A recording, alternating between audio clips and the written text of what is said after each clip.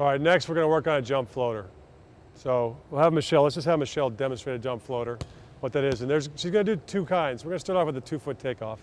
And there's lots of ways to do this.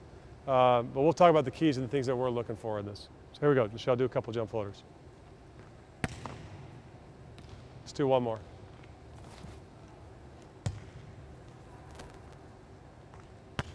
Okay.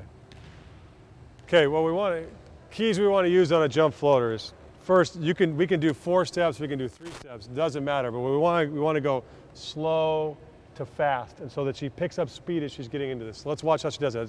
She's going to take 1 step, and then her last 2 are going to be quick, and she's going to get off the ground. So we want to make sure it's slow to fast. Good.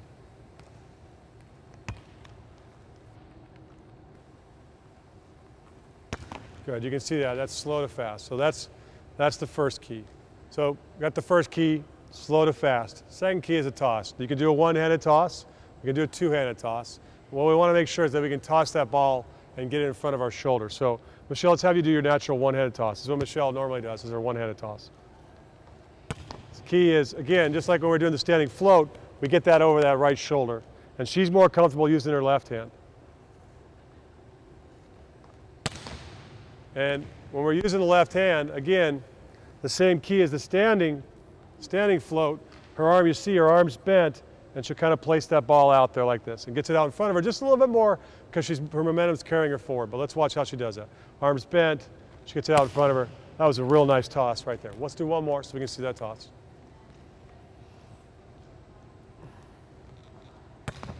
Good. Okay. Now let's try the two-handed toss. Same thing, arms bent, we get that ball out in front of us, get that toss over our shoulder. That was a nice toss.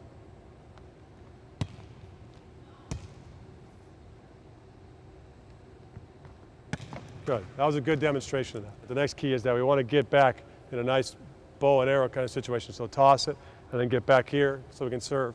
Or left hand, let's just do your natural one-handed. Get in a nice bow and arrow situation here. Really good serve on that, Michelle.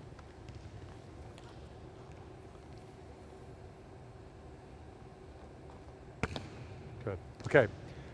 And the final thing, the same as the standing float, is that we want to finish through the ball and finish where we want the ball to go.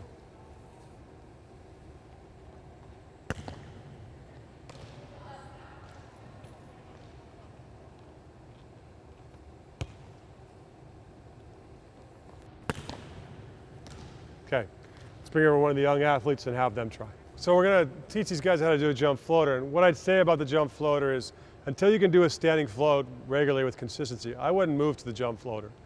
The reason to do the standing float is it's the simplest. There's a less amount of things that can go wrong when you're serving, and you should be able to serve that pretty accurately. The jump floater, there's a lot more moving parts to it, and it can get more complicated.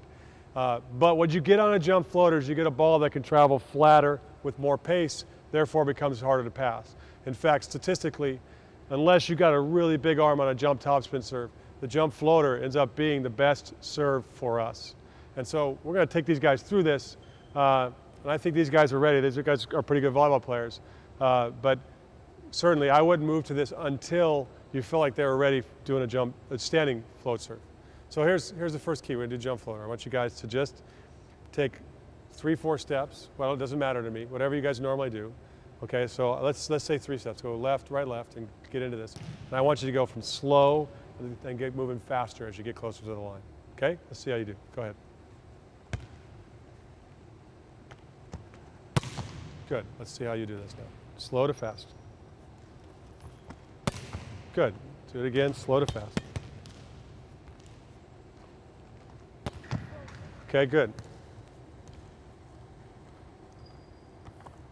Good, I like that tempo. They got a good tempo going here.